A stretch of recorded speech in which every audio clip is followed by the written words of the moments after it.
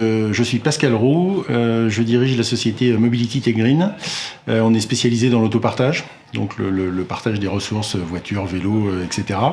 Et mon rôle au quotidien, c'est de gérer l'entreprise, de faire en sorte qu'elle ait suffisamment de business pour pouvoir continuer à vivre et d'évangéliser un peu les responsables de flotte, les directeurs d'achat, pour faire en sorte que les nouvelles mobilités dont fait partie l'autopartage soient promues au plus haut niveau dans les entreprises.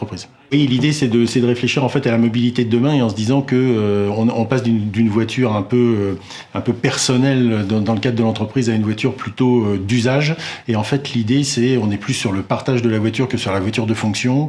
Il y a une réglementation qui arrive qui fait que la fiscalité autour des voitures de fonction va se durcir et donc forcément les entreprises vont avoir une vraie réflexion. Et puis le deuxième élément qui est important, c'est la transition énergétique, puisqu'aujourd'hui on passe grosso modo la voiture électrique. On verra si c'est la panacée pour demain, mais aujourd'hui on passe à la voiture électrique, et le problème de la voiture électrique, c'est que c'est plus cher qu'une voiture thermique, et donc pour rentabiliser cette voiture, il faut la faire rouler bien plus.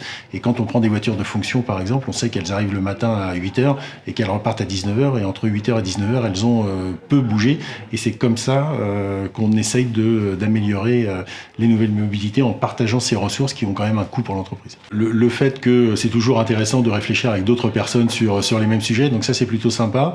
Et puis la deuxième chose, c'est un peu l'écosystème qu'on est en train de créer, en tout cas j'en ai l'impression, autour de quelques entreprises avec lesquelles on est bien en accord. Je pense à Sinox Soflit bien évidemment, à GAC Technologies avec lequel on a beaucoup développé nos solutions, etc. Et en fait c'est grâce à cette co-construction en fait d'un écosystème et à cette co-innovation ça nous permettra d'avancer tous en meute pour aller plus loin dans ce développement, dans cette révolution, parce que là on est vraiment sur une révolution des transports.